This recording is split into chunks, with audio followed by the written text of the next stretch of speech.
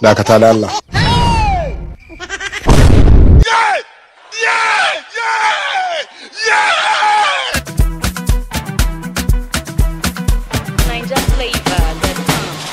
Hello, with everybody for you.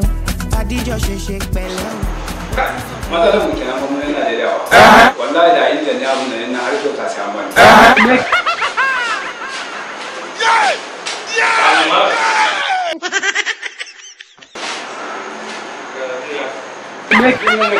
Abinci ne ka sa a me ai da na yan uwanka da kuka ci abinci tare da ku shine na kawo ka yan uwa kuma yanzu wanda ka goge mata baki ka ba ka daga